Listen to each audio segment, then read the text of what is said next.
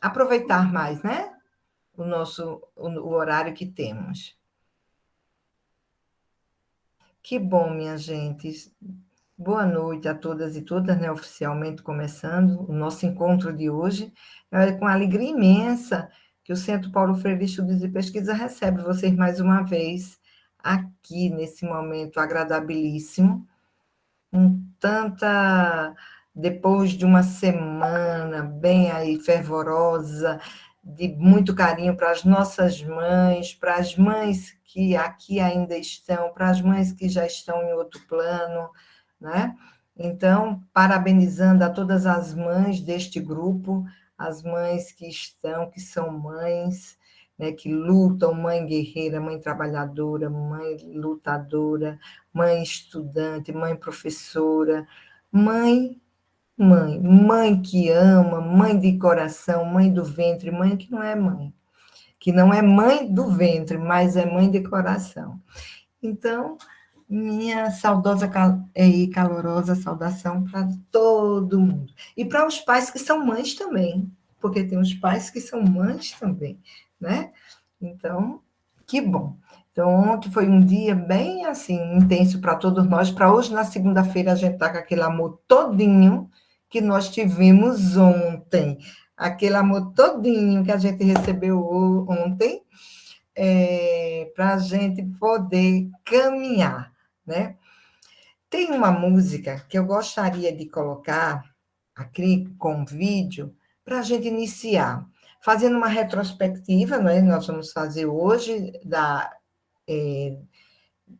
do encontro passado e do encontro como um todo, para que a gente não perca de vista aquilo que a gente viu e a gente dê um prosseguimento, até porque a gente vai tratar da escrita do artigo, e não somente isso, mas para que as pessoas que perderam o primeiro ou perderam o segundo possam se familiarizar, né? Então, deixe-me tentar aqui por a música que eu já deixei aqui. Nós estamos vivendo momentos difíceis, momentos em que vem aí um ano decisório nas nossas vidas, um momento de um ano que a gente precisa lutar bastante para mudar, né? Para transformar, e a juventude, ela nos traz isso.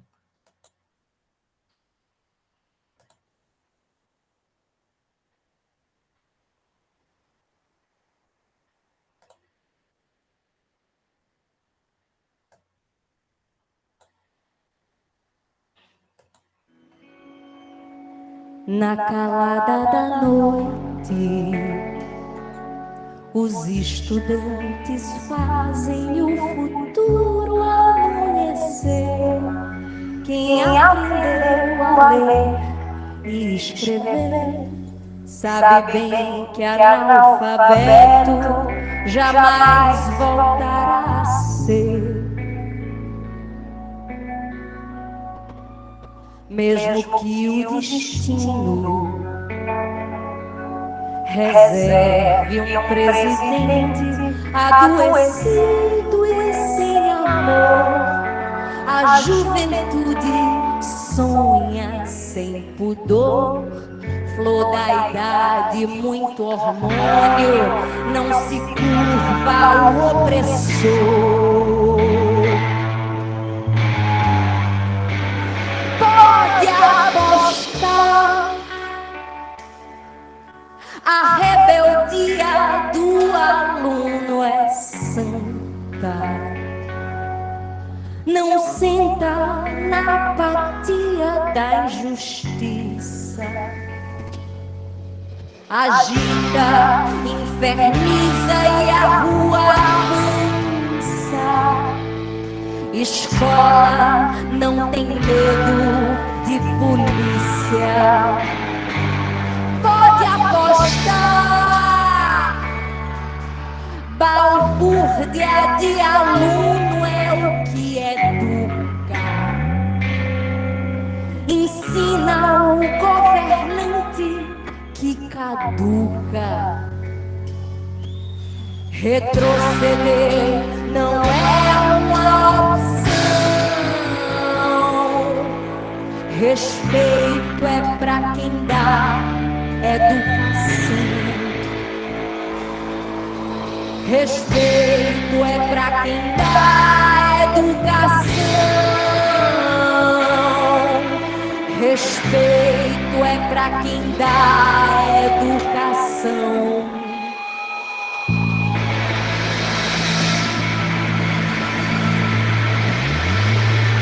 Vamos cantar junto isso. Respeito é pra quem dá educação.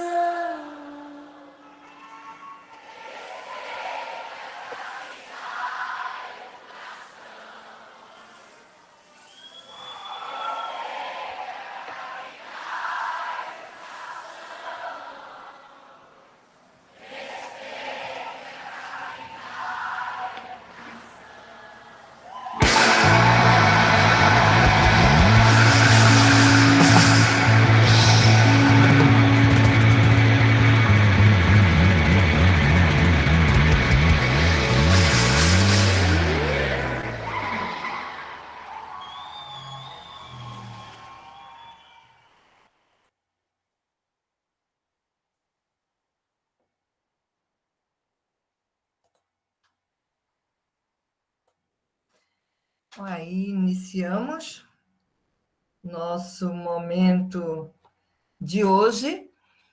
E como nós estamos trabalhando aí educação como prática da liberdade, eu pensei nesse momento da gente iniciar com essa música mesmo, falando dos estudantes, não é a questão da força dos estudantes, mas a força também como é que eu posso dizer, dessa juventude que tanto nós chamamos até dia 4 de maio, para fazerem seus títulos e mudar também, ajudar a gente a mudar esse país, né? A transformar.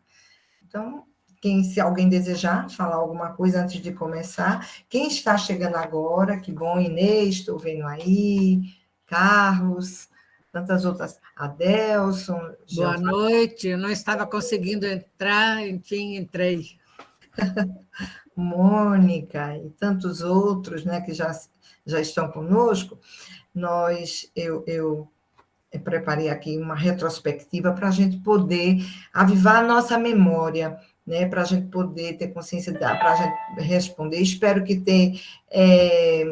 que vocês tenham feito excelentes leituras, riscando o livro todo, como eu risquei de novo, meu livro, todo desenhado. Dá para ver? Ah, não, né? Todo desenhadinho. Todo desenhado, que eu gosto de ler, riscando de novo. Então, espero que tenham feito isso para a gente ter uma discussão bem calorosa hoje, uma discussão bem gostosa, uma discussão bem ampla. Não é isso? Que é esse o nosso propósito aqui, nesse grupo.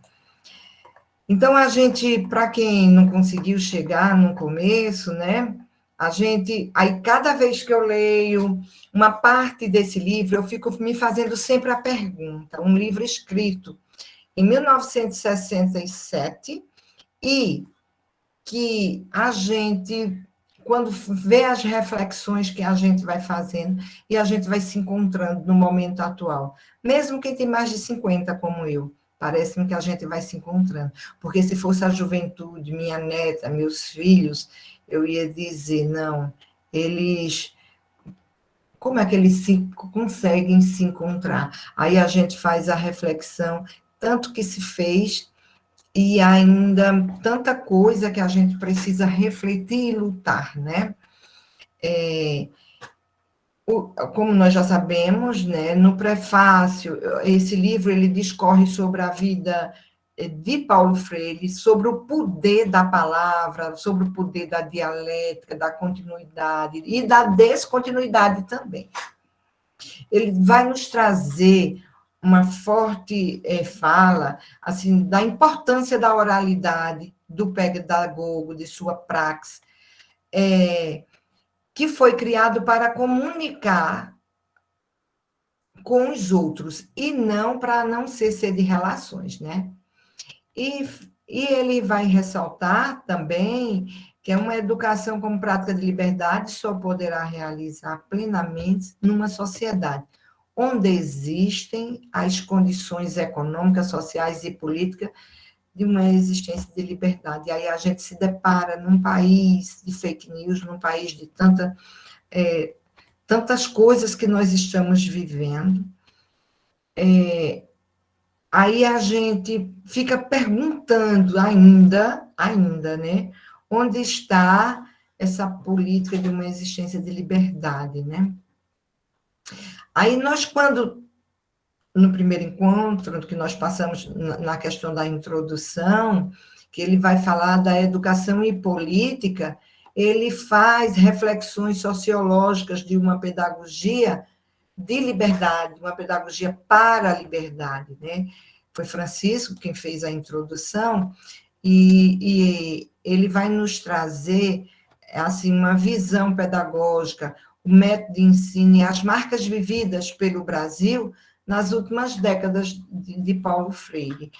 E a gente viu que o centenário de Paulo Freire, ele nos mostrou isso, mesmo mediante todo o ataque que Paulo Freire tem vivido, tem sofrido, a gente vê como cada vez mais Paulo Freire torna-se mais conhecido, né?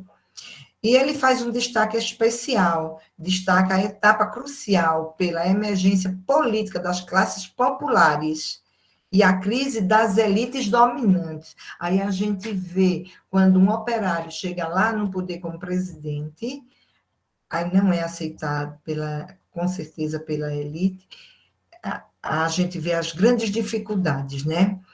Que faz a proposição de uma pedagogia libertadora para homens e mulheres, que o reconhecimento dos privilégios da prática, da urgência de alfabetização e conscientização das massas. Quem ainda está na escola,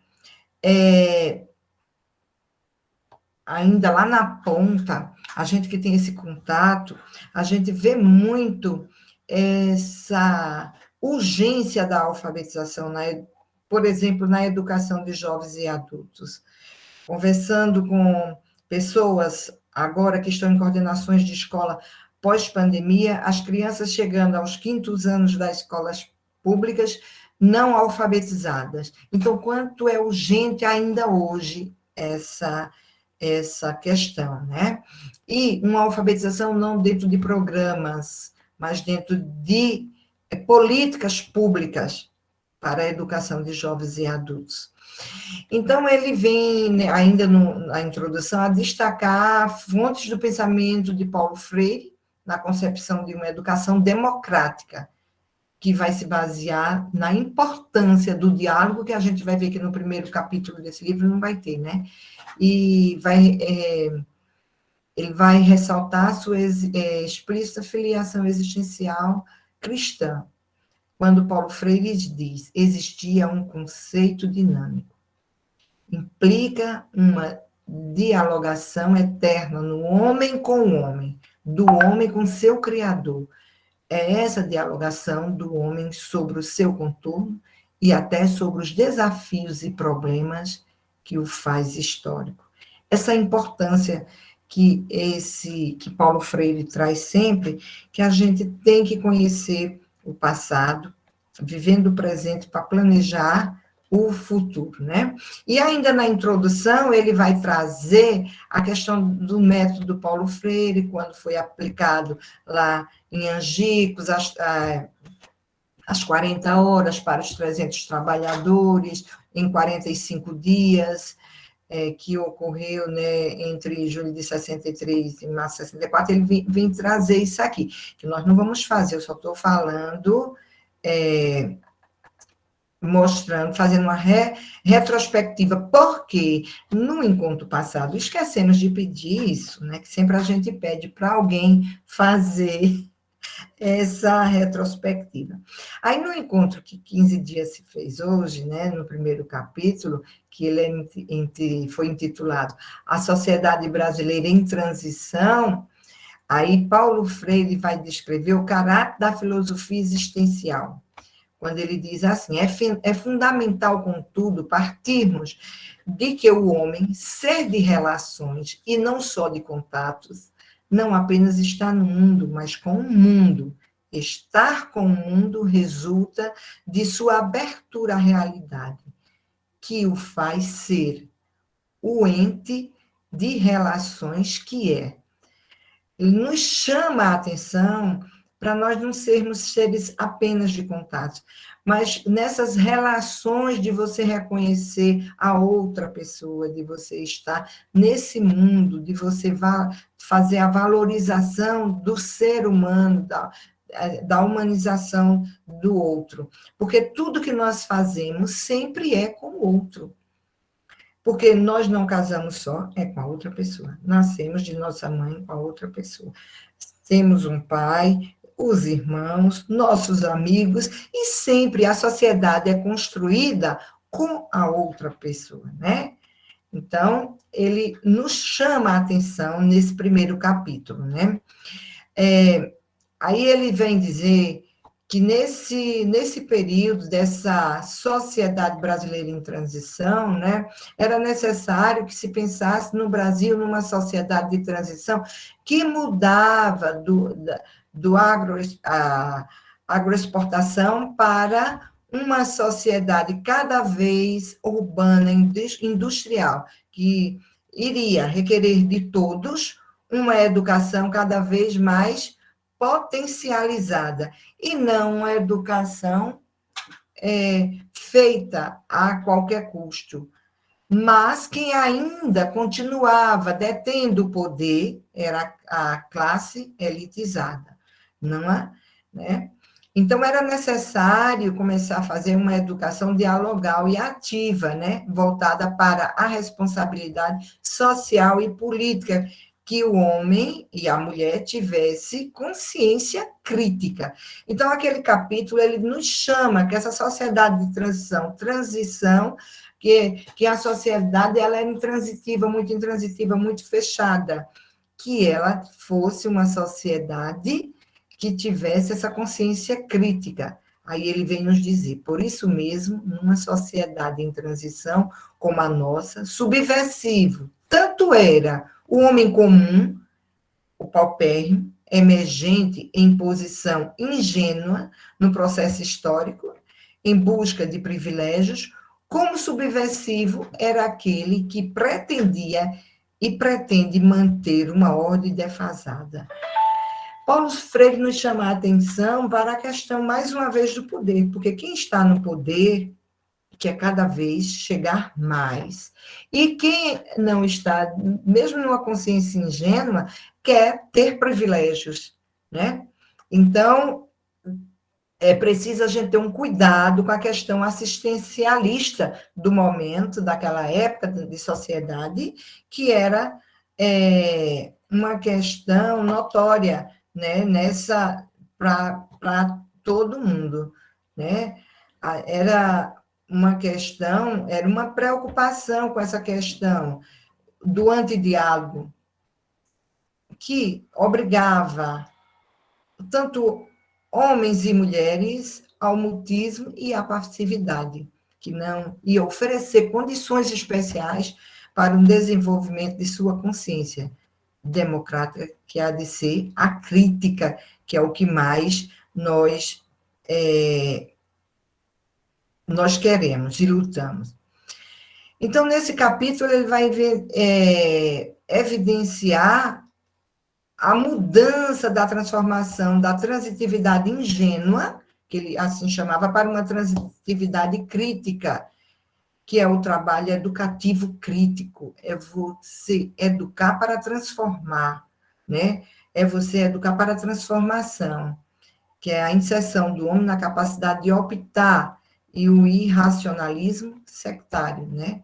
Que vai surgir uma humanização do homem, né? Aí o capítulo que nós vamos adentrar hoje, Sociedade Fechada, Inexperiência Democrática, ele inicia-se com a história do período colonial no Brasil. e suas características, né, escravocatas, a inexistência da participação popular dos analfabetos. Logo no começo, ele vai logo nos dizendo, né? Sociedade em trânsito, referimos a umas contradições que nos envolviam com os choques entre algo que se esvaziava e pretendia preservar-se a algo que emergia e buscava planificar-se. Então, a sociedade fechada brasileira colonial, escravocrata, que a gente, quando vê o sofrimento do povo, né, antidemocrática, com ponto de partida na nossa fase de transição. Então, não há como fazer, para Paulo Freire, uma sociedade sem a visão do ontem. É preciso entender o seu sentido enunciador, sem a visão do ontem. A gente tem que ter essa visão do ontem, para a gente poder compreender, né, a questão do presente e a questão do futuro. Então, ele vem nos dizer que desponta a florescer nas idas e vindas do processo a nossa inexperiência democrática. Aí, quando eu lia isso, minha gente, eu me perguntava cada vez mais. Nós estamos em 2022. Foi eleito um presidente que privatiza, um presidente que não acredita, que não respeita as mulheres, que não respeita as populações. E aí nós estamos... Aí eu me pergunto, e a nossa inexistência democrática? A inexperiência, aliás, será que continua a mesma? Será que ainda continua a mesma de 1967, para a gente chegar em tal situação nesse país? Aí vem a pergunta de hoje, que foi colocada, né, aqui. Deixe-me lembrar. O capítulo 2, ele trata de uma sociedade fechada e da inexperiência democrática. Qual seria o nosso posicionamento mediante o que estamos vivendo na conjuntura atual? Porque a gente lê Paulo Freire e fazer citações, ou nós vamos ler Paulo Freire e fazer anúncio, denúncia, e vamos ler Paulo Freire, vamos discutir Paulo Freire e vamos tomar posicionamento político, né? Em uma das apresentações dessa semana, na cátedra, eu disse, ou vamos ficar em cima do muro, continuando, né? Então, qual vai ser o nosso posicionamento? Como estamos realizando nossas experiências democráticas? E a sociedade hoje encontra-se com mais abertura e menos opressão? Isso são indagações para a gente pensar nesses momentos de hoje, né? Mas eu quero muito ouvir vocês, porque fiz a introdução, fiz esse momento, mas tenho certeza que a leitura que vocês fizeram vai enriquecer o dia de hoje e a gente vai complementando e dizendo e passando aí dessa belezura que é ler esse capítulo e compreender esse sofrimento, um sofrimento onde a gente viu, quando se passou, no próprio texto traz, quando é determinada uma ordem, e nessa ordem, quem ia sofrer? Os africanos, porque para você se recolher até 10 horas. Então, que democracia é essa, onde quem mais ia sofrer? A questão da cultura, a questão da religiosidade, são questões que é só uma única, são N questões que nós temos aqui e que a gente vê. Quem continua sendo os escravos? Quem continua escravizado? Aí, e ele tece aí um monte de questão no final desse capítulo, muitas questões. Paulo Freire tece no final do capítulo. Então, eu gostaria muito mesmo de ouvir vocês. Também, nós todos. Quem deseja, quem vai aqui levantar a mãozinha? Muito bem, Gel. Gente, boa noite. Eu não estou conseguindo ligar a minha câmera hoje, mas eu vou tentar tecer alguns comentários a respeito dessa sociedade ainda em transição, que eu acredito que a gente esteja vivendo ainda, ela dá continuidade a isso. Acho que a gente teve, do ponto de vista das políticas afirmativas, alguns pequenos avanços para tentar mitigar um pouco dessa opressão que tanto nos assola, mas a gente vê aí nessa sociedade que, do meu ponto de vista, ela se vê mais possível do diálogo, mas não e passível ainda da opressão, né? A gente aí vê os casos de pessoas que compõem o grupo dos LGBTs que ia mais, muitas vezes aí sendo assassinado brutalmente e que ganham aí as manchetes dos jornais. A gente tem aí o caso da Marielle Franco também, que por causa de um movimento de opressão, né, foi brutalmente assassinada. E aí eu acredito que a gente está desse ponto de vista ainda dessa sociedade da transição. Mas, e aí eu acho que é aberta a um diálogo. Né? A gente tem hoje uma certa abertura para lutas étnico-raciais, pelo movimento das minorias, que vem aí cada vez mais se consolidando, mas que precisa muito ainda ser fortalecido. E aí eu acredito muito que a gente está nessa transição, Erivalda e os demais colegas, né? Que essa transição ainda não está perto de ser concluída. A gente tem muito ainda o que lutar e o quanto nos fortalecer enquanto humanidade, enquanto categoria humana, né? E também enquanto brasileiros em prol dessas lutas de minorias, desses que estão afavelados, que estão à margem da sociedade. Então, essas são basicamente as minhas primeiras impressões a respeito dessa transição, né? E a gente tem que lutar basicamente pela luta da democracia, né? Que a gente vê aí do ponto de vista do poder federal, né? Em qual a gente teve nas manchetes de jornais há tão pouco tempo, né? A presença do militarismo nas escolas, também a presença de tanques de guerra passando lá por Brasília, né? E isso aí coloca tudo em xeque, essa democracia que a gente tanto preza. Tá? Então, essas são basicamente essas minhas primeiras considerações e vamos trocar mais ideias. Ok, muito bem, Jeová. É isso aí. A sociedade brasileira avançou, nós percebemos os avanços. E parece-me que há uma parte desse texto, né, que Paulo Freire diz: avançamos, aí vem o golpe de 64 e tiveram tantos retrocessos. Aí nós trazemos para o momento presente. Nós vínhamos avançando, avançando, avançando. Aí vem o golpe para a democracia, para a redemocratização do país. Aí vem o golpe de 2016 e o que nós temos? Retrocessos novamente. Parece-me que eu estava me vendo naquela leitura. Então, nós vamos continuar em transição. Parece-me que nós não conseguimos ainda viver num país democrático. Precisamos estar travando lutas faraônicas o tempo todo, né? Quem mais deseja? Carlos.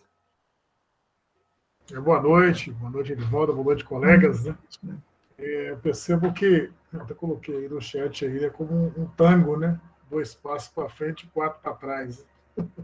E a minha percepção, também lendo o texto aí de Freire, é que, me lembrando também até de Anísio Teixeira, né? O Brasil sempre vive intervalos democráticos, né?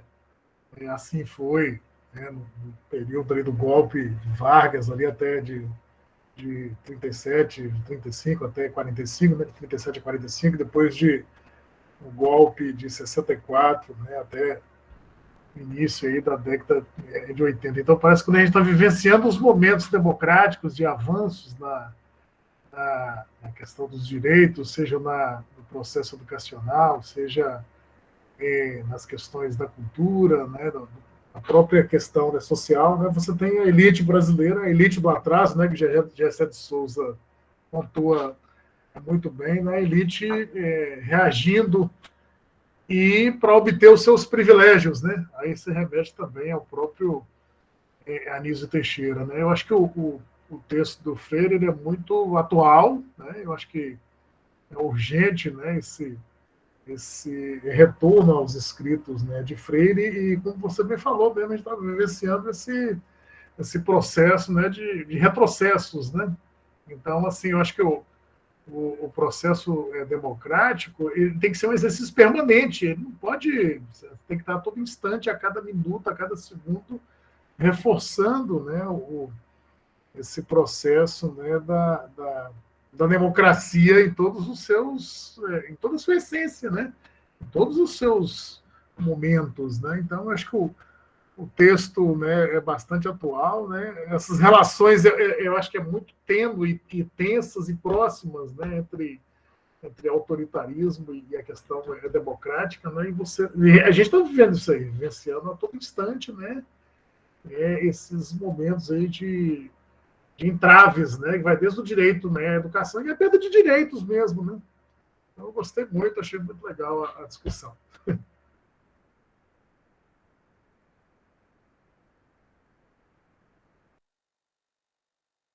Erivaldo, nós estamos te ouvindo.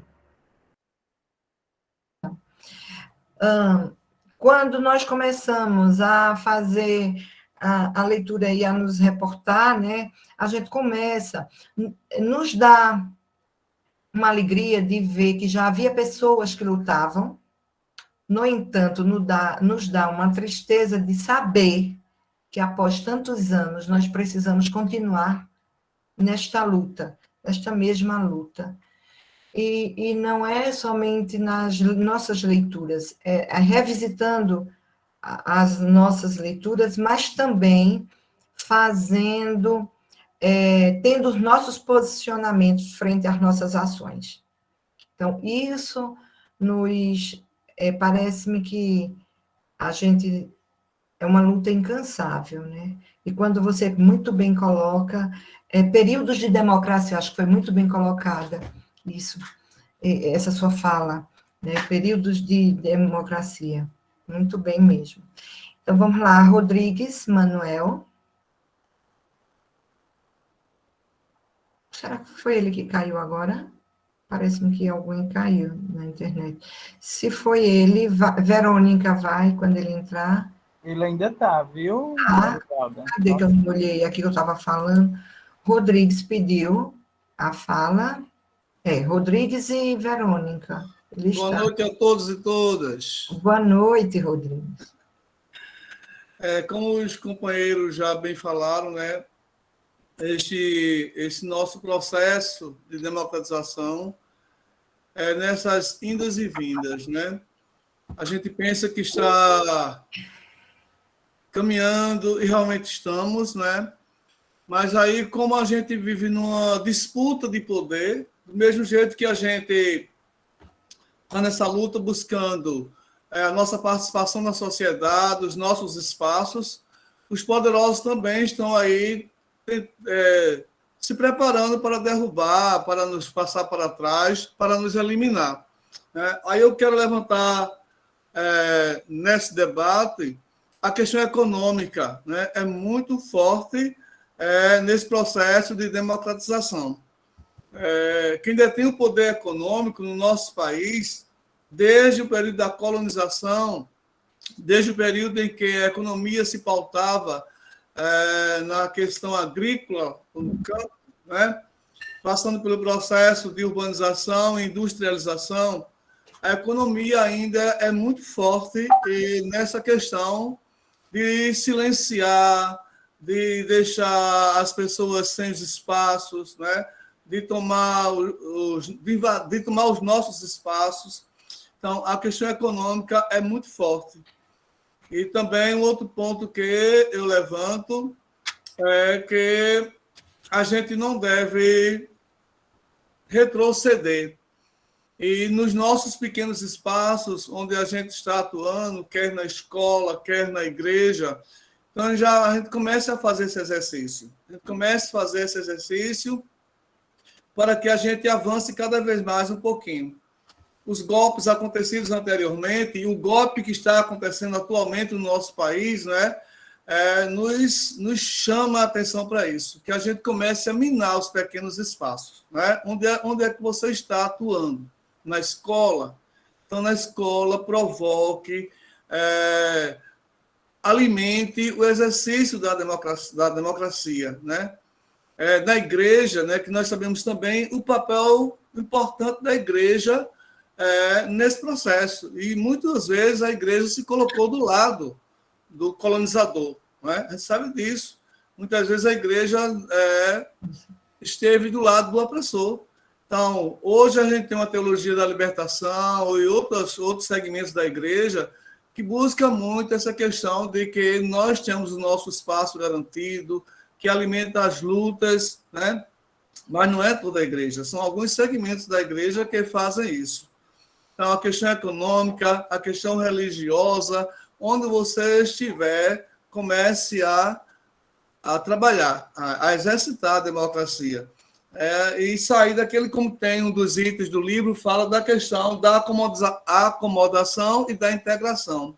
Né? Então, que nós saiamos desse estágio de acomodação, que não é culpa das pessoas, é que foi historicamente incutido isso, né? Mas que a gente provoque a gente sair desse estágio de acomodação e que a gente provoque a participação. E eu insisto muito a trabalhar os pequenos espaços, onde você está. Quer seja na sua oficina, onde você trabalha, vai conversando no pé do ouvido do companheiro, quer seja no time de futebol que você participa, onde você está, você é um elemento de provocação da conscientização, né, em busca desse país mais democrático. Então, e ter a consciência de que é disputa. Não somos nós só que estamos disputando o nosso lugar. Aqueles que estão no poder estão disputando para permanecer. Então, que nós tenhamos essa consciência e que a gente não baixe a cabeça. A gente avança, como o companheiro de saída do tango, 2 passos para frente, 4 para trás, mas é para continuar nessa dança do tango mesmo, né? E que os nossos passos, os 2 passos que a gente dê para frente, que sejam passos largos, né? Passos largos para compensar justamente esses 4 passos que a gente dá para trás. Então, também eu quero desejar a todas as mães, cujo dia foi ontem, muita paz, muito amor, e como mãe também, que nós possamos ser agente dessa democracia no nosso lar, né? Então, que Deus abençoe a todas as mães. Um cheiro para vocês. Recebemos com muito carinho esse cheiro amoroso, Rodrigues, de todos. Nessa fala de Rodrigues, na página, no meu livro é 74 a página, né? Ele diz, de modo geral, os analistas de nossa formação histórico-cultural têm insistido, direto e indiretamente, na nossa inexperiência democrática. Aí ele depois faz 2 indagações. Teria sido a experiência de autogoverno, que é sempre realmente nos distanciamos e quase nunca experimentamos que nos teria propiciado o melhor exercício da democracia. Ele nos faz uma indagação indireta aí, né? Nos perguntando nesse sentido. Ou depois aí ele ainda diz, as condições estruturais de nossa colonização que nos foram, porém, favoráveis. Mas, no final, ele vai realmente dizer, realmente o Brasil nasceu e cresceu dentro de condições negativas às experiências democráticas. Desde esse chamado, a gente, ele vai falar posteriormente até na questão, será que a nossa experiência democrática é como ser mãe, ser pai, ele faz outras colocações que eu não me recordo agora, que ele diz assim, que você determina o que é, dá a ordem, o seu posicionamento, mas que não há o diálogo. Lembram dessa parte? Que também, poxa, porque o filho, a gente é firme, né? Principalmente quando a gente não quer deixar ir para um lugar que a gente sabe que não vai dar certo. Aí a gente, não, vamos ter um diálogo, mas o diálogo é fazendo a imposição da nossa vontade. Não é assim? Então, será que o diálogo feito no nosso país ainda não está, e sempre não foi desse modo, né? Então, a gente precisa realmente tecer essas reflexões. E suas reflexões foram muito pertinentes, Rodrigues. Verônica, por gentileza.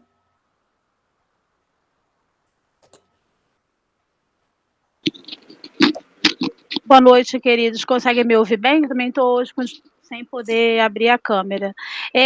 Retiraria até a minha fala, porque me sinto completamente contemplada pelos dois colegas que me antecederam. Era exatamente o meu destaque, mas não perderia a oportunidade de falar com vocês, porque para mim essa noite é uma noite de esperançar, né?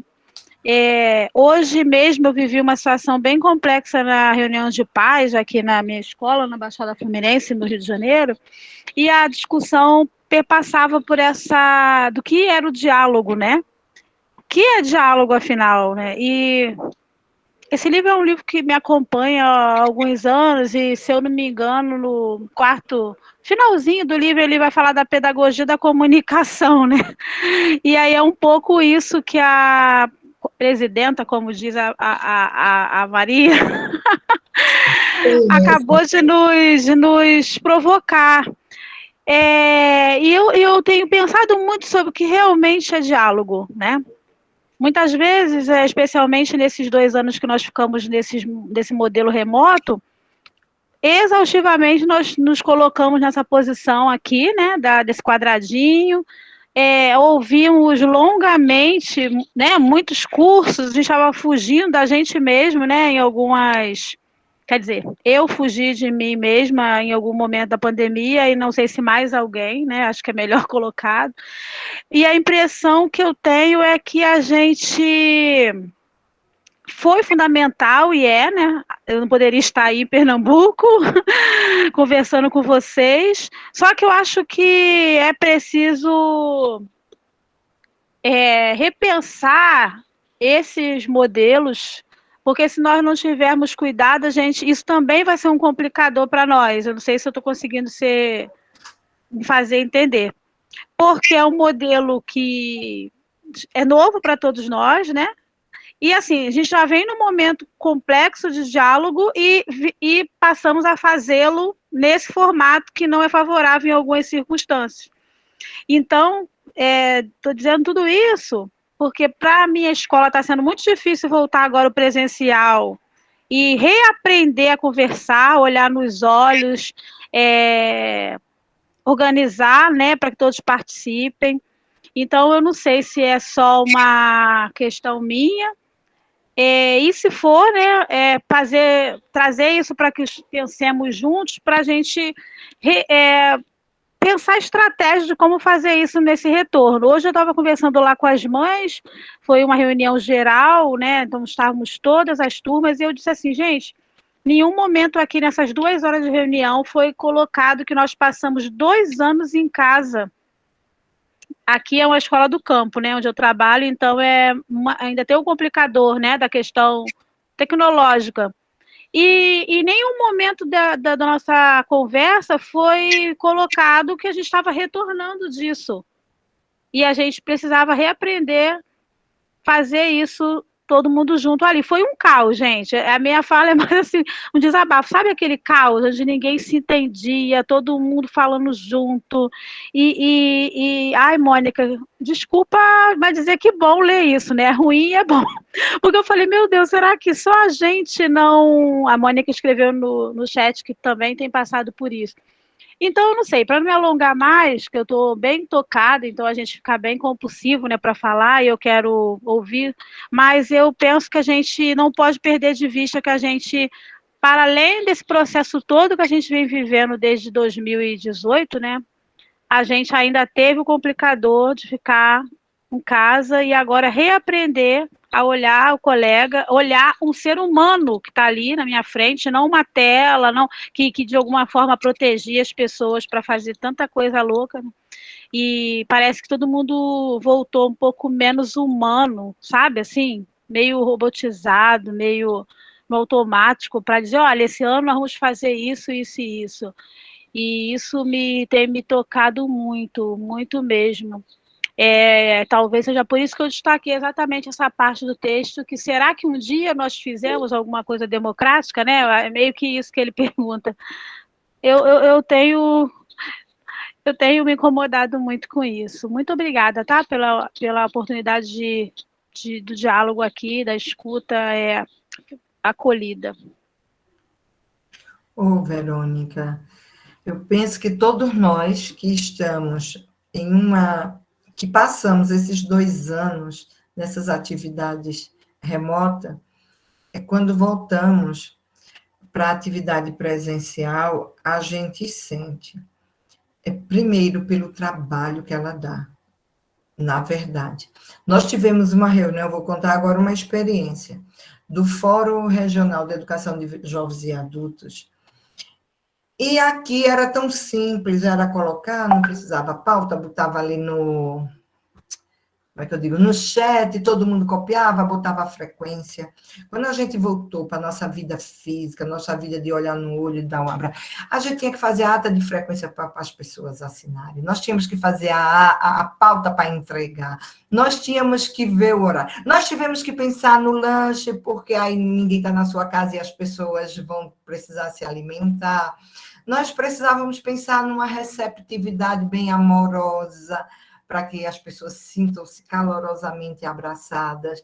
Então, são coisas que a gente vai se robotizando, porque o presencial ele vai exigir de nós realmente essas coisas. Mas não pense que é só você, não. Somos todos nós, né? Pelo menos eu imagino, para a gente dar aula. A gente não vai poder estar em 2 reuniões ao mesmo tempo. A gente vai ligar o celular e ligar o computador, não. A gente vai ter que estar lá, presente, de corpo e alma, dar o abraço e se sentir gente, como Paulo Freire diz aqui. Será que a gente se sente realmente, ou nós estamos realmente humanizados, né? Então, é assim.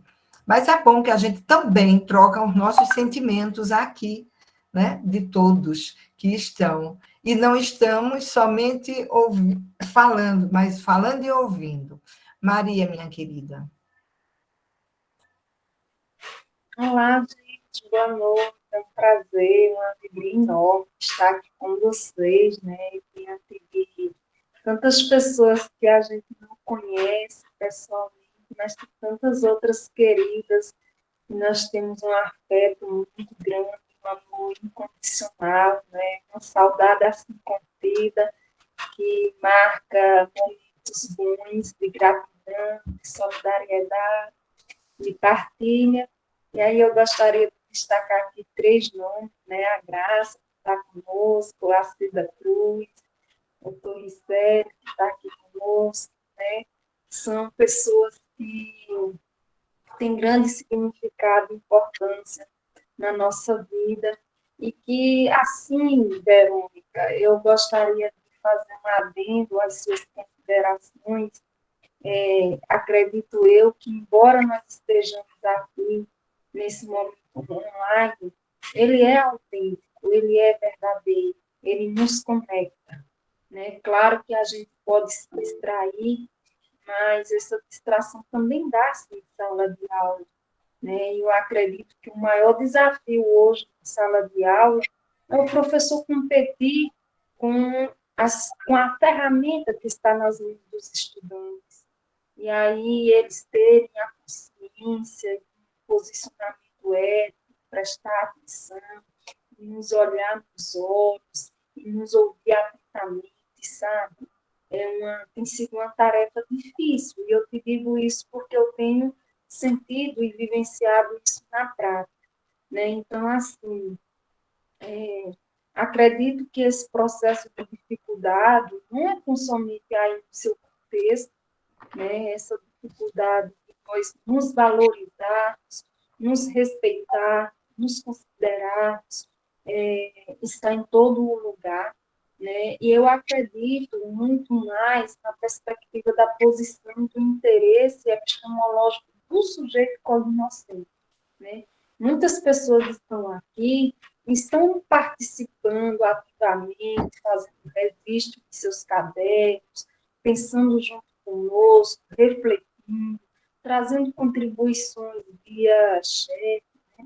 E na nossa sala de aula a gente também tem esse mesmo comportamento, né, de estudantes que estão conosco, atenciosos, dialogando, outros que estão pensando na lua que está no céu, né, e que estão com o celular na mão, até assistindo vídeos, filmes, e etc. e tal. E são pessoas adultas, né, que já sabem o que querem da vida, ou assim nós imaginamos que as pessoas sabem, né?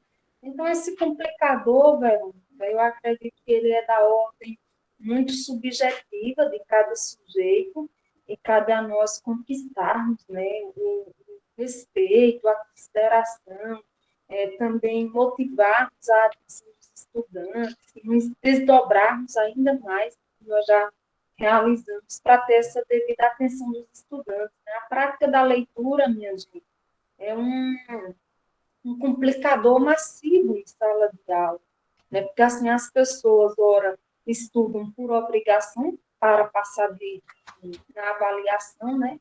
Mas fazer uma leitura por interesse, por curiosidade, por prazer, como todos vocês, né, que estão aqui disponíveis, dispostos a contribuir com esse grupo de estudo, é um grupo de estudo. Aqui, partindo do pressuposto que é um grupo de estudo, todos nós somos corresponsáveis pelas aprendizagens, né, pelos ensinamentos que são aqui compartilhados. Nós temos uma obra que nos conecta, que tem muita coisa posta, mas é preciso fazer a releitura, a recriação, assim como o próprio Paulo Freire nos suscitou, né? Bom, e daí, Verônica, eu me solidarizo com a sua situação, porque ela não é tão diferente da minha, tá? E eu gostaria de compartilhar aqui, junto com o nosso querido Rodrigues Manuel, porque ele mencionou sobre a questão econômica, né? E essa questão econômica ela está intrinsecamente alinhada a essa inexistência democrática, que, pelo que está posto aqui pelos escritos de Paulo Freire, a inexperiência democrática também está na ausência do diálogo. E aí ele diz o seguinte: a nossa colonização é na página 74, né? Eu estou acompanhando aqui a leitura da nossa querida presidenta, e aí, dando continuidade, diz o seguinte: ó, a nossa colonização foi, sobretudo, uma empreitada comercial, como você bem falou, Rodrigo, né? Os nossos colonizadores não tiveram, e dificilmente poderiam ter tido, intenção de criar na Terra, descoberta, uma civilização. Interessava-lhes a exploração comercial da Terra.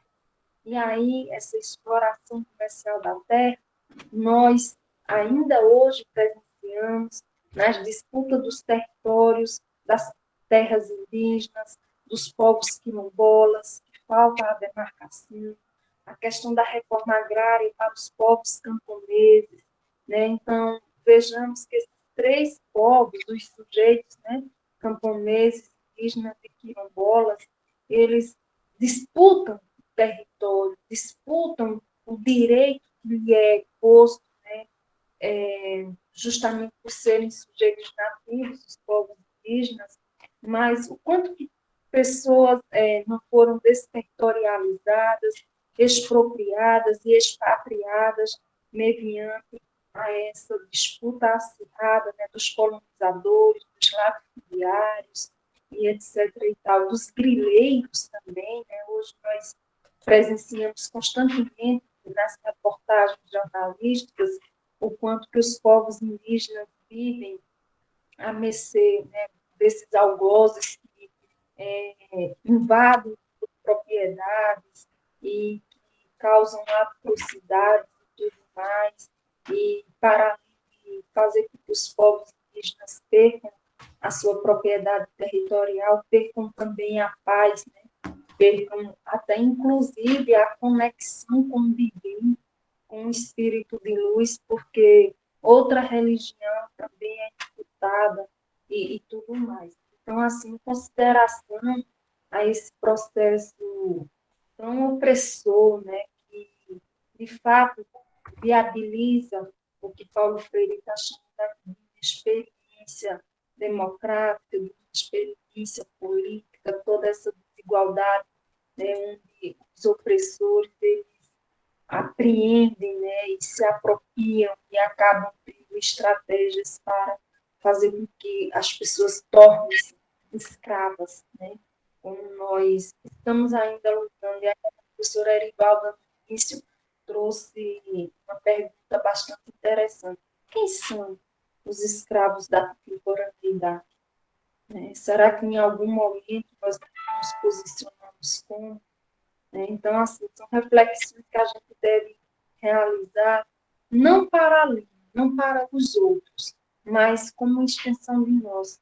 Porque nós não podemos falar dos povos indígenas, quilombolas e camponeses como se fossem outros sujeitos que não fossem pertencentes, né? Ou que nós não fizéssemos parte dessa ancestralidade, né, que nos conecta enquanto sujeitos, enquanto seres humanos. Então, são essas as minhas ponderações, professora Erivalda, e aí eu passo a palavra para a senhora e externar aqui a minha alegria e a minha gratidão de estar com tanta pessoa amada aqui ao meu lado. Gratidão, gente. Obrigada. Cada colocação que nós fazemos, nós vamos tendo essa certeza, né? Vamos complementando, um vai complementando a fala da outra pessoa, de onde nós lemos, nessas questões. E tem uma fala que ele nos traz também, que Paulo Freire nos traz, que ele diz sobre as relações humanas se façam, em certos aspectos, macias de senhores para escravos, de nobre para plebeu, no grande domínio não há diálogo. Há paternalismo, cedência, de adulto para menor, aquilo que eu falei. Então, a gente tem que parar, porque nós continuamos nas nossas escolas, às vezes até nas universidades, com essa questão ainda paternalista, né, condescendente, onde só quem tem voz... Olha, ainda nós estamos, vou repetir novamente, em 2022, e a gente ainda escuta dizer, a prova vem aí, minha gente. É lamentável ainda que nós possamos ouvir isso, né? Isso porque não há diálogo. E falamos sempre do maior para o menor. É como se a sociedade, mais à frente no livro, ele vai dizer que ela foi criada de cima para baixo, do poder para... Mesmo que você fosse um emergente, você só poderia participar, ter o voto, participar lá na Câmara, tudo, se você tivesse o poder ali do dinheiro, o poder econômico, né? Então, tem tudo isso. Aí, quando ele traz aqui, a dialogação implica na responsabilidade social e política, eu vou mudar aqui Paulo Freire, porque hoje ele botaria do homem e da mulher, do ser humano, nesse diálogo, né? Implica no mínimo de consciência transitiva que não se desenvolve nas condições oferecidas pelo grande domínio, né? Porque se as condições, ela vai se desenvolver somente dentro do grande domínio, a gente não vai conseguir avançar muito enquanto sociedade democrática, porque nós vamos estar sempre numa sociedade de transição ingênua e não de transição crítica. Jefferson deseja se colocar, é isso?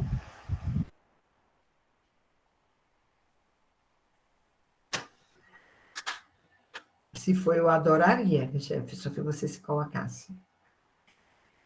Então, a gente... graça, né, que está com a mão levantada. Desculpa, presidente. Não, eu sei. É porque ele estava com o microfone já aberto, aí eu pensei que ele desejasse se colocar, né? mas eu penso que não, né? Então, é isso aí, gente. A gente tem que realmente ver a forma de diálogo que nós estamos tecendo, né? Qual é? Para a gente poder tirar, como se diz, as nossas próprias dúvidas. Vá lá, Graça, minha querida. Boa noite. Eu quero agradecer o capítulo Vou logo tirar a mãozinha aqui, porque senão eu esqueço, viu, Erivalda? Obrigada pela música, o presente, a música maravilhosa, já trabalhei com ela, mas em outro sentido.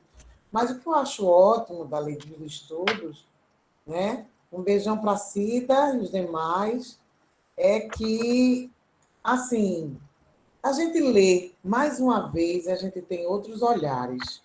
Isso é muito importante. E agradecer também a motivação que vocês levantam das questões. Né? Da outra vez teve uma pergunta, dessa vez vocês colocaram 3 perguntas, que se a gente ler a grosso modo, pensa que tem retórica, mas não é. Porque vocês perguntam qual seria o nosso diante o que estamos vivendo na conjuntura atual. Eu quero continuar respondendo embalada por Paulo Freire, em dizer que eu quero continuar com curiosidade epistemológica. Para dizer que, se, no contexto que Paulo Freire vivenciou e que publicou este livro, tratava de discussões que aí a gente percebe o achado dele não trazer só uma questão econômica, mas ele, quando traz a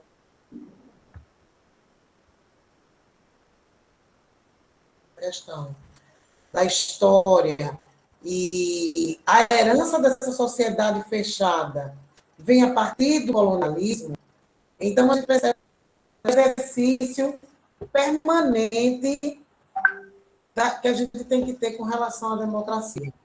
Porque, assim, hoje tem outras formas de opressão que existem na sociedade, que a gente hoje vê. Mas antes, o que era mais nítido para a gente? A princípio, para muitos, e quem vem, eu vi também, esse livro na época, eu comprei na época do sindicato, né? Então, era como se a discussão de classe fosse única. E a gente está percebendo que há uma interseccionalidade. E que o próprio Paulo traz, na parte, tem um momento que ele traz trecho que não é só uma questão para o trabalhador, mas o próprio trabalho escravo que teve nesse país. Então, e quem foi que ficou com as mãos nesse trabalho escravo? O negro. Então, se tem 2 povos que a gente vai dialogar em termos de mutismo, como ele chama, que é o que a gente hoje denomina de silenciamento, mas eu achei legal, porque aí Paulo vai trazer o termo dele da época, é que esse silenciamento foram as condições estruturais que a nossa colonização foi se formando e foi trazendo de forma que passava justamente a operar para a sociedade fechada, no projeto de colonização, pudesse dizer a base da exploração, não só a econômica. A base era econômica, mas ela vai ter de uma forma estrutural na sociedade, que ele começa dizendo, falando das marcas e o complexo dessa questão cultural. Então, assim, a leitura do texto foi muito boa, porque eu fui respondendo, tentando responder, e, ao mesmo tempo, dialogando com alguns autores que da época de Paulo ainda não estava formulando discussões. Mas, por exemplo, se a gente traz, que eu achei muito forte quando ele diz, né, o que é essa sociedade fechada? Aí ele vai dizer na página 74 do livro, o sentido marcante da nossa colonização, fortemente predatória, à base da exploração econômica, com grande domínio em que o poder do Senhor se alongava das terras, a gente também, do trabalho escravo, e que você colocou para a gente aqui. Mas eu queria trazer um cuidado que eu queria fazer com relação... Porque, assim, eu dialoguei com Quijano, que formula o conceito de decolonialidade, e que a gente vai perceber que as relações humanas que Paulo fala, a distância social leva à desumanidade, e não a relações humanas. E que o grande domínio que vai se dar no distanciamento social é justamente o mutismo. E ele vai colocar isso. O que é que se contrapõe a isso? A dialogação, que vocês estão falando novamente, como é que vai se dar essa questão do diálogo. E aí, assim, como a gente está falando da história do Brasil e a questão colonial, eu lembrei de Marilena Chauí, que vai formular o mito do fundador na história do Brasil e que passa a analisar as construções da subjetividade do ser brasileiro de forma subalternizada. Por que dialoga sempre com tudo que é da Europa se dá mais valor? Por que com isso algumas pessoas se colocam no lugar de ser obediente, um mero obediente, né? E aí, assim, ela vai dizer isso nas relações sociais intersubjetivas, são sempre realizadas com relação entre um superior que manda e um inferior que obedece. E aí Paulo Freire vai trazer isso, quando ele vai dialogar quem é o Senhor e quem é, e nesse distanciamento, quais são os mecanismos que vai ser utilizado para o mutismo ser operado para o povo, que eu digo, aí eu não vou dizer homem, mas assim, a população negra, aos povos indígenas, que ficou nesse silenciamento. Então, essa prática política de uma sociedade fechada, ele vai colocar como oscilava entre o poder do senhor das terras e o poder do governador e do capitão-mor. Né? Então, assim, essa relação é que a gente vai perceber os mecanismos da colonização no caráter hierárquico da sociedade fechada, de uma concepção da sociedade senhorial. É por isso que aqui a Marilena Chauí, outro dia em debate, dizia assim, por que as pessoas dizem, você sabe com quem você está falando? É como se dissesse assim, ó, eu tenho mais poder do que você. Né? Então, nesse sentido de hierarquização, vai ter uma ausência de dialogação. E vai prevalecer o quê? O mutismo, que traz a exploração, que vai além dos aspectos econômicos, outros demarcadores social e racial. E eu estou trazendo isso porque é um enfoque interseccional para a gente poder ver. Por que muitas vezes não é aqui? Mas quantas vezes nós vimos mulheres, nós sabemos que a educação majoritariamente são mais mulheres no sentido de educação básica. E por que às vezes, nos espaços de colóquio, nos espaços de fala, as mulheres falam menos? Porque culturalmente foi silenciada as mulheres. O que é a cultura? Essa questão para a gente poder perceber que esses exercícios leva também a essas discussões para a gente fazer. Né? E eu queria só trazer uma coisa que eu peguei aqui, quando Paulo Freire vai trazer o tipo, na página 79 no meu livro. Realiza-se e repita-se com o tipo de exploração econômica que caracterizou nossa colonização. Eu só queria chamar a atenção, porque como eu vim da história, o cuidado da gente se referir à exploração econômica não é aí que ele está fazendo. Ele não fez isso, nem Cida fez. Mas o cuidado, porque algumas pessoas podem deixar algumas brechas e armadilha para aquele pensamento reducionista enraizado de quais são as colônias de povoamento e as colônias de exploração. E, com isso, passa algumas pessoas a dizer que se o Brasil fosse colonizado pelos ingleses ou por holandeses, de fato, a gente ia ser igual aos Estados Unidos. E não é verdade. Eu quis trazer só isso, porque eu me lembro muito de Leandro Carnal, quando estudava história, que um dos livros que ele trabalhava, né, a história dos Estados Unidos e as origens desse século, ele vai trazer para dizer cuidado para não reduzir essa linha de pensamento, porque os espanhóis eles vão ter no trauma da Reconquista um processo planejado, organizado, marcando a dominação e a exclusividade comercial no país. E não era só aqui, é nas Américas. Então, não, na verdade, aí eu quero reforçar aquela coisa da questão da democracia. A colonização é uma forma de ocupação, então não há democracia numa relação de colonização. E aí eu considero que trabalhar a educação popular, como na pergunta, eu vou voltar só à perguntinha que vocês tinham feito, é como estamos realizando nossas experiências democráticas. Eu acho que a partir da educação popular é descolonizar É chamar a atenção da gente para um processo da gente perceber não só o outro, mas os outros e as outras, sabe?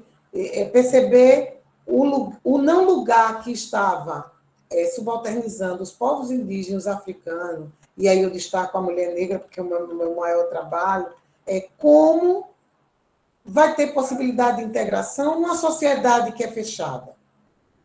Então, para isso, é necessário a gente estar nessa luta contra a hegemônica. Eu considero que, no contexto da escola, há um legado de uma sociedade moderna que reproduz esses valores de opressão, de desumanização, de racialização, que não permite diálogo entre o sujeito. E que a gente, que está bebendo da fonte de Paulo Freire, de Bell Hooks, de Leila Gonzalez, a gente vai dizer que a gente não quer a educação jesuíta. A gente quer dizer que a gente quer uma educação que permita perceber o diálogo, que permita perceber que há um poder compartilhado e não um poder concentrado em um segmento da sociedade. Eu acho que dizer isso é também a gente dizer que a educação popular é considerar a luta desse povo que não ficou mudo.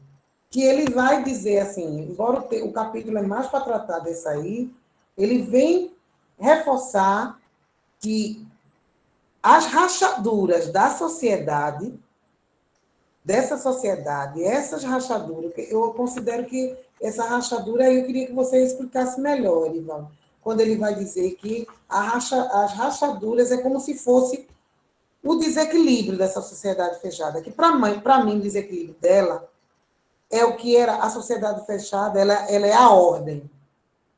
Eu considero que seria isso. E esse desequilíbrio é provocado pelos fatores externos e internos, então seria nós que estamos nessa luta, ou não? Eu queria um pouco desse diálogo com você.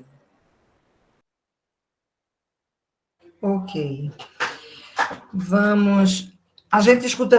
Não, então vamos lá. Veja, o que a gente vai entender, né, pelo menos mediante as leituras que a gente vem fazendo, que quando há um radicalismo, né, aí a gente vai ter o nosso posicionamento, como o Paulo coloca aqui, até, qual foi o direito, né?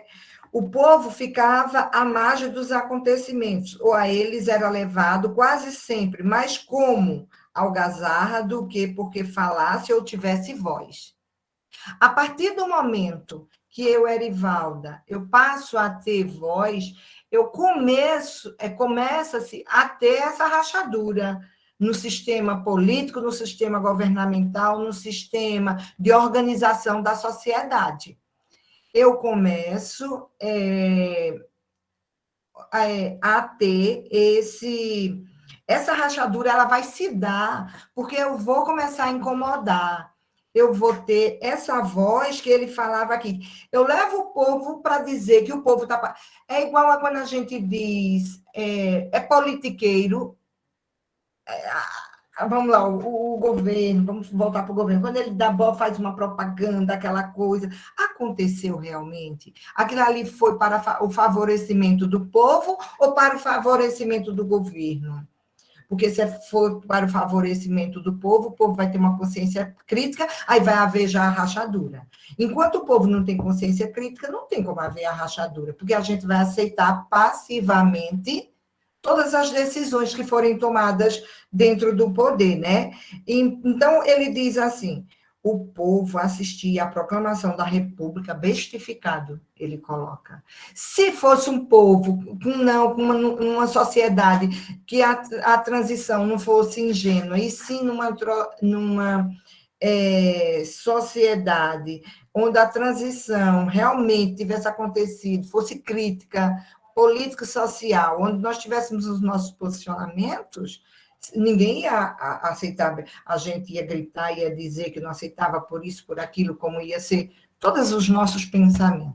Eu acredito, a meu ver, no meu ponto de vista, não sei se dá para dialogar contigo nesse, assim, se era mais ou menos assim que você pensa também, mas eu acredito que a partir do momento que a gente tem a voz da gente, que a gente fala, que a gente não se silencia, porque às vezes até no nosso grupo de trabalho, no nosso traballo como aí não me lembro se foi Rodrigues que disse, ou quem foi, agora me falha a memória, nos nossos espaços, quais são as nossas ações? Também silenciamos, no pequenininho, não é só para o macro, é porque o pequeno micro que já vai fazer a diferença na mudança social, porque nós pensamos que a sociedade só muda se houver o macro, mas não vai nascer do macro, porque o macro não vai querer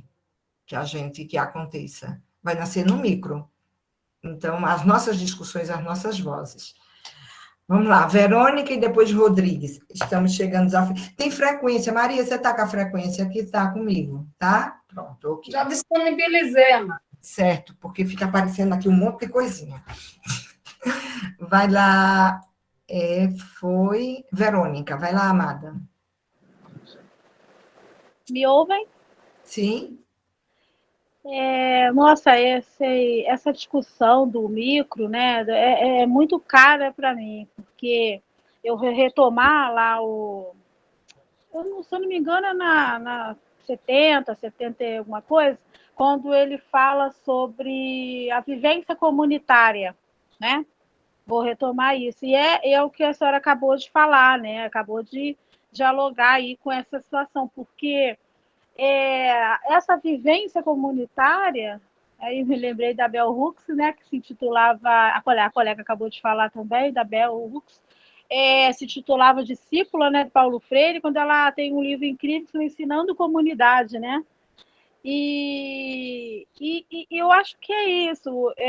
Eu fiquei pensando aqui sobre a situação que eu narrei na escola, e é um episódio, né? Um episódio de hoje, amanhã você faz uma outra atividade, aí você está lá feliz. É a nossa vida na escola, né?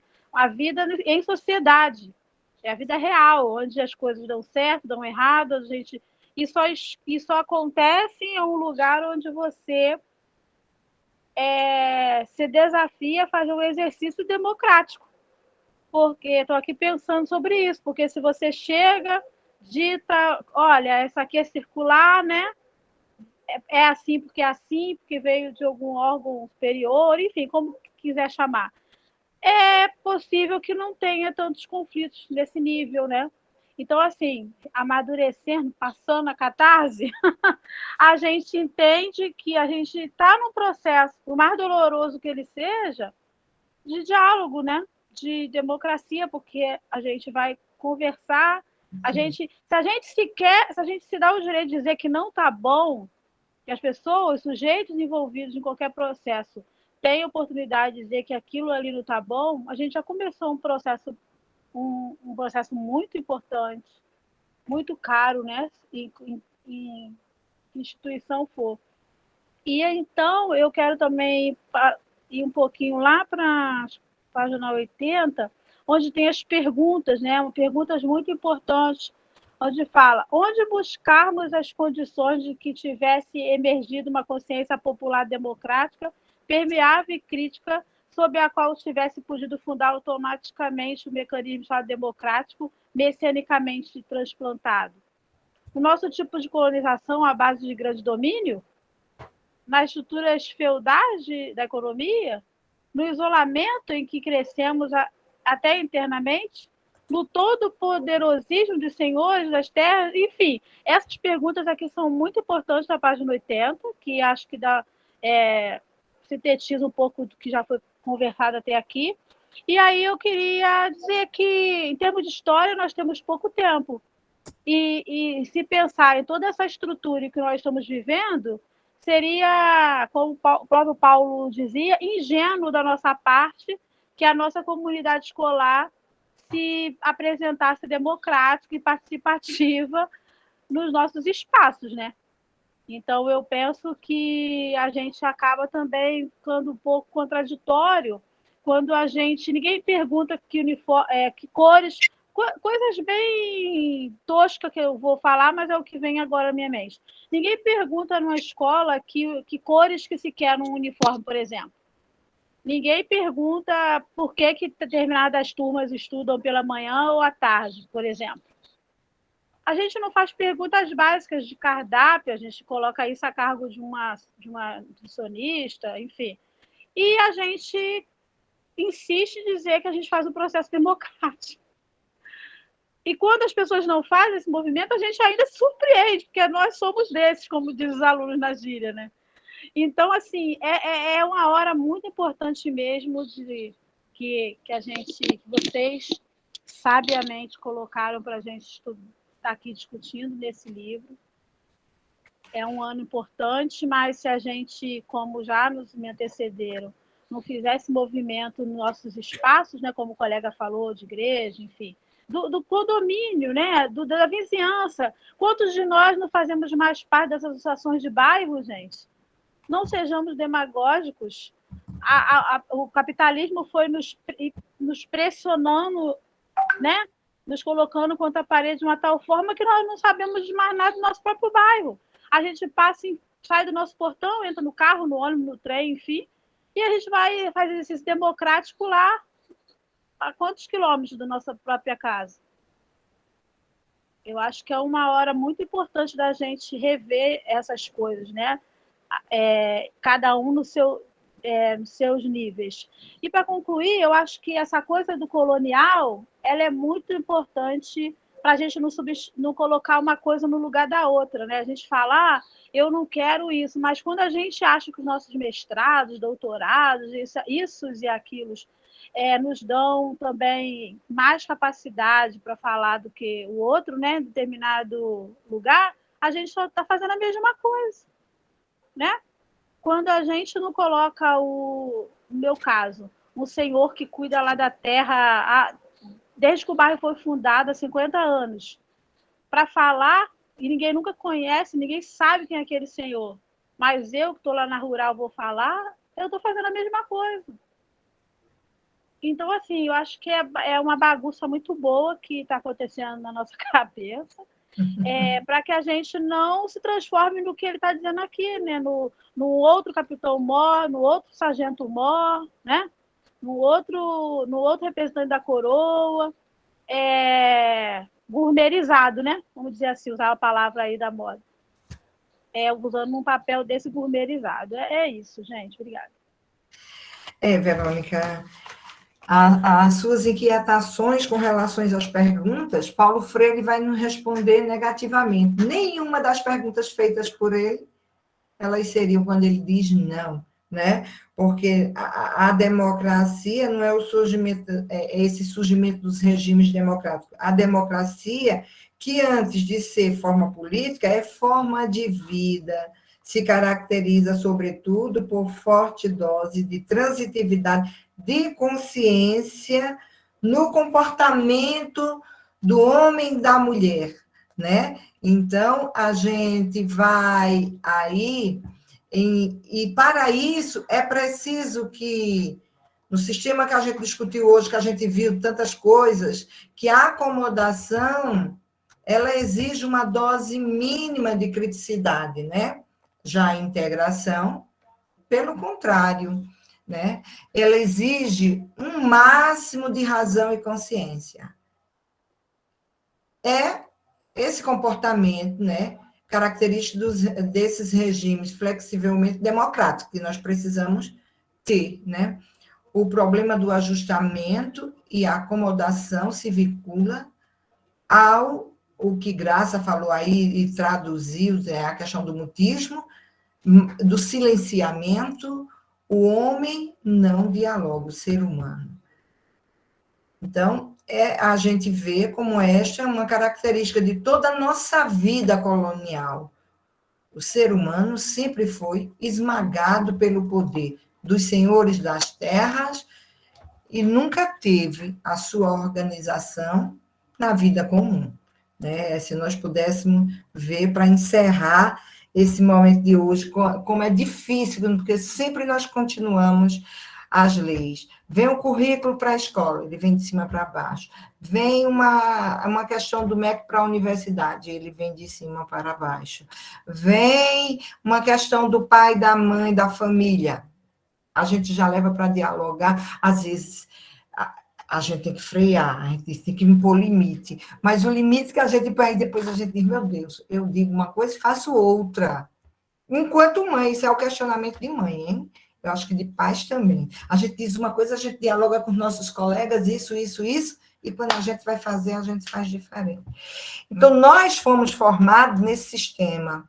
Então, às vezes, reproduzimos até sem imaginar esse próprio sistema, né? Ficamos aí reproduzindo. Gente, como Maria, quando nós entramos, Maria Melli estava conversando com 2 de nossos colegas que estavam aqui na entrada, estavam falando sobre o nosso projeto de produção, né? Então, que vocês já podem ir fazendo, que essa semana nós vamos colocar as normas. As normas, quando dizemos assim, colocar as normas científicas, é para que todos fiquem, porque se vamos fazer dentro de um e-book, todos têm que seguir as mesmas normas. Mas que o título vocês é quem vão dar, mediante o estudo que foi feito de todos os capítulos, de introdução de tudo, mediante a prática, a praxe de cada um, no seu território, onde vocês estão. Então, mediante essa praxe, mediante a esses momentos, e eu espero que saia, eu tenho certeza, eu não espero, eu tenho certeza que sairão belíssimos textos para esse final, e a gente depois fazer a publicação, e além de fazer a publicação, a gente fazer uma festa bem grande de lançamento.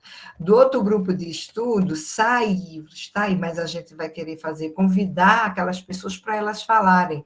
Aí nós vamos convidar vocês também para estarem presentes nesse momento com eles. Então, a gente vai ter um momento específico para isso, para que eles mostrem aquele trabalho deles que foi construído, que ficou tão belo também. E o que o de vocês também vai ficar. Eu espero, eu vou colocar aí a pergunta para o terceiro encontro. Eu espero que vocês aproveitem bastante e que tenham feito visitas lá no nosso site. Nós colocamos, no site Centro Paulo Freire, tem uma parte que é e-books também. E lá nós colocamos, essa semana, 10 e-books produzidos pelo centro. Então, vocês podem fazer uma visita lá e ver, né? Mas vocês podem, acima de tudo, fazer o cadastro. Eu ia perguntar, mas como hoje eu fiquei aqui, né? Então, eu fiquei mediando, não fiquei perguntando quem foi que já fez o seu cadastramento para tornar uma associada do Centro Paulo Freire. É preciso estar conosco. É preciso, para nos ajudar nesses debates, porque aí o debate não vai ser só com a Erivalda, nem com a Aparecida, nem com Cícera, nem com Cíntia. Vocês também vão nos ajudar e nos conduzir nesse debate tão rico. E cada palavra que vocês disseram hoje nos enriquece. O debate, eu, pelo menos, me senti assim, lisonjeada de estar aqui hoje, de partilhar com vocês esse capítulo, né? Partilhar esse conhecimento com vocês. Nossa Inês deseja se colocar?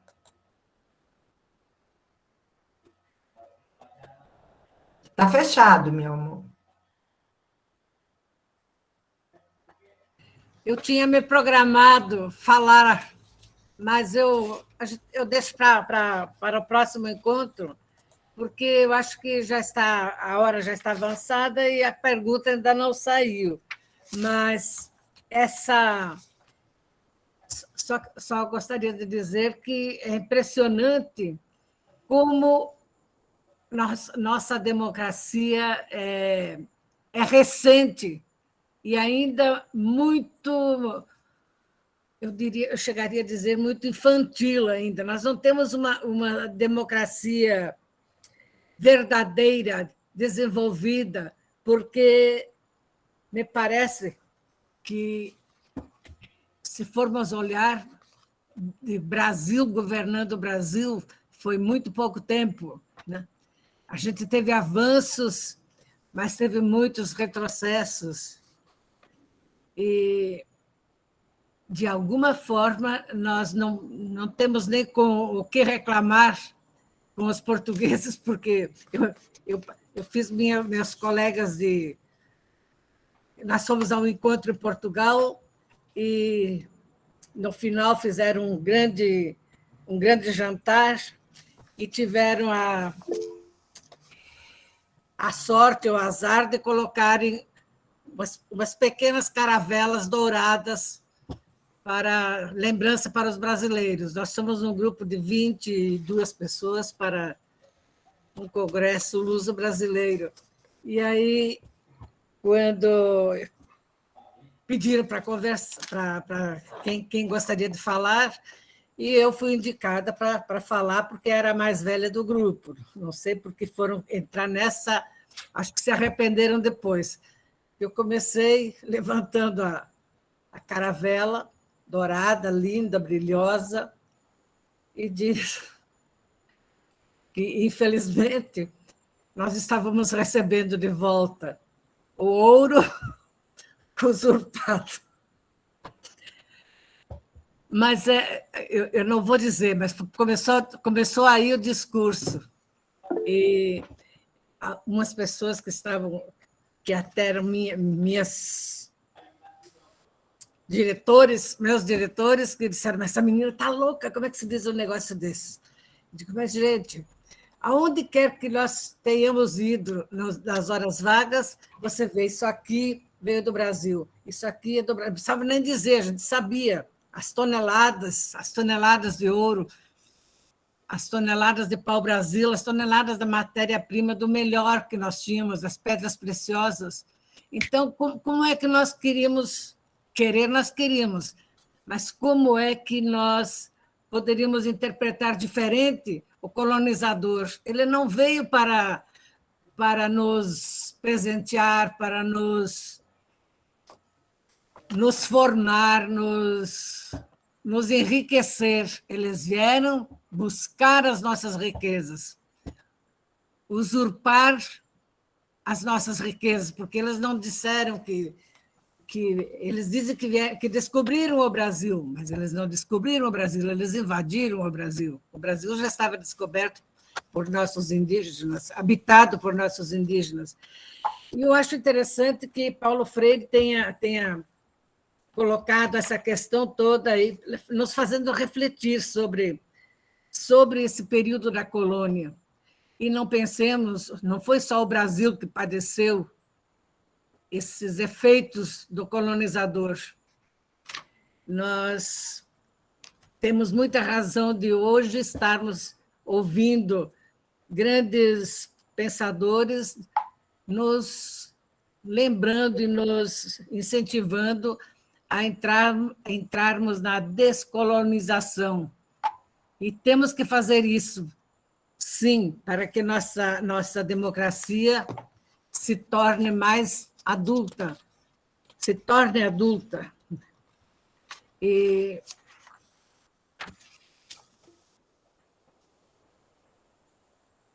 eu acho que vocês disseram muita coisa aí, que já contemplaram o capítulo, mas eu queria só insistir nessa questão, né? Porque Erivaldo, há poucos instantes, também falou que o homem era bestificado, né?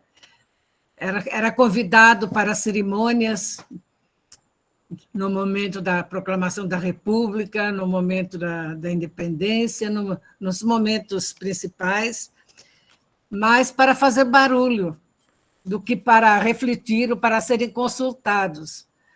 E não é por isso que temos que querer mal ao colonizador. A simpatia para com os portugueses, ela existe. Eu não vou negar que tenho amigos, grandes amigos portuguesas, mas que o Brasil está necessitando de esquecer é impossível, mas se descolonizar. E não só esperar que a principal voz da descolonização é do grande português, né?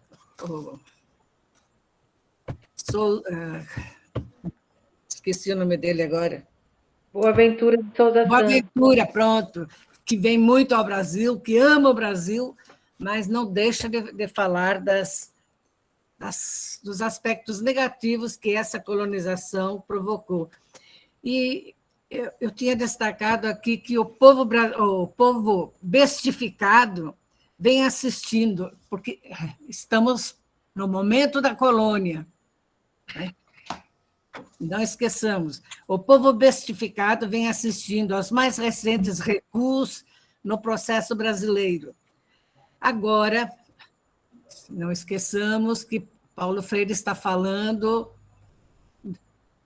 1967, quando produziu esse livro, mas quando chegou o golpe militar de 1964, ele escreve: talvez agora, no caso do recente golpe militar, já não tanto bestificado, mas começando a entender que os recuos estão se fazendo por causa dos seus avanços, começando a entender que era a sua crescente participação nos acontecimentos políticos brasileiros que assustava as forças irracionalmente sectárias, ameaçadas nos seus privilégios com aquela participação.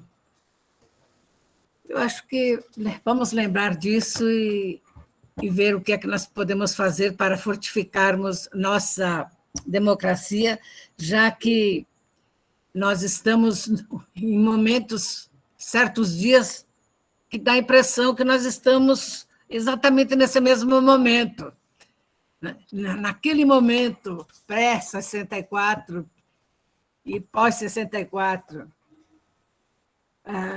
Mas aí, Paulo Freire, acho que ele quer nos esperançar, ele diz, mas foi exatamente neste século, não esqueçamos que ele faleceu no finalzinho do século XX, ele diz, mas não, foi exatamente neste século, na década de 20 e 30, após a Primeira Guerra, e mais enfaticamente depois da Segunda, que o nosso surto de industrialização, em certo sentido, desordenado, recebeu seu grande impulso.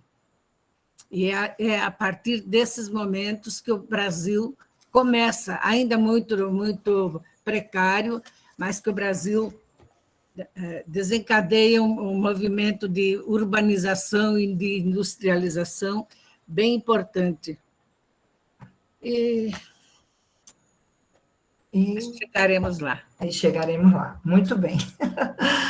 É sempre bom ouvir Inês, né? Nossa matriarca, como dizemos, não no sentido naquele, mas como ela diz sempre, eu não sei se porque eu sou a mais velha, não sei se. Mas foi muito bom. Não, mas eu não tenho complexo com a minha velhice, eu até gosto de dizer que tá. Eu noto que você... O meu cabelinho já diz, né? No próximo encontro, já foi colocada aí a nossa questão, estaremos juntos.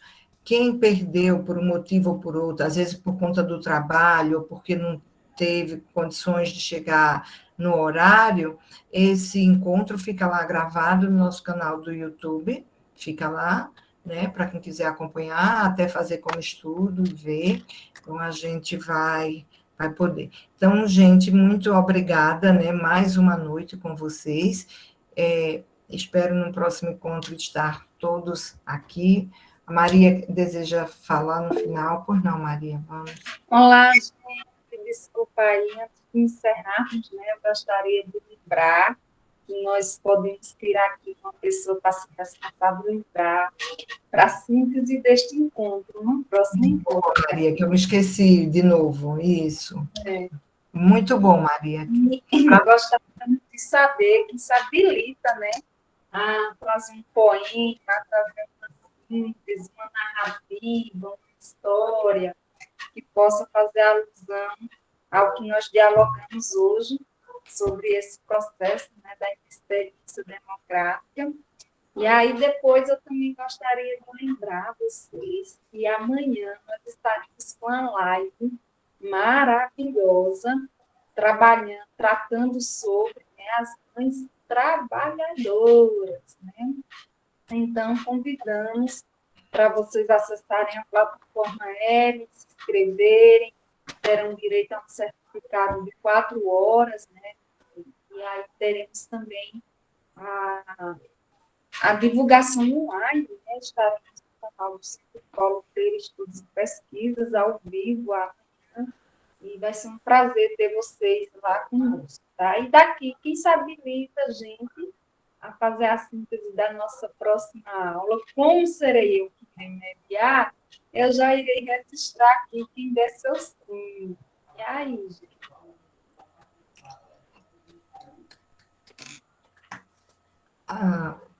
Eu vou sugerir, posso? E ela, se não aceitar, ela diz que não quer. Graça, por que você não aceita fazer? Eu só vou sentir assim, porque algumas pessoas falaram, eu entrei quase 8 horas, eu fico com vergonha, porque não vou conseguir coletar as ideias de outros colegas. Porque não é fazer a síntese de hoje, apresentar na próxima aula, não é isso? Não é? Mas não precisa ser de todas as falas. Graça, você desculpa, viu, amiga? Ela vai aceitar. Ela aceitou. Pronto. Bote aí. Graça tem um dom poético, né? Graça tem aí um dom ético. A senhora e ela pode poesia, não, mas tudo bem. Então, vai ser você. Graça é uma graça, aceitou. Ah. Tá bom. O próximo será você, Rodrigo. Pense num processo democrático. Não fica não, Rodrigo. Na próxima é você. Aqui é democracia. Seu Rodrigo também é poético, viu, gente? Eu conheço bem seu Rodrigo. Eu posso ser que eu faça igual a ele, mas eu vou tentar, viu? Vou tentar. Ótimo. Obrigada. Então tá. Beijo. Abraço para todo mundo. Deus abençoe. Bora, Bolsonaro e Lula lá. Lula lá. Tchau, tchau. Tchau. Tchau, tchau.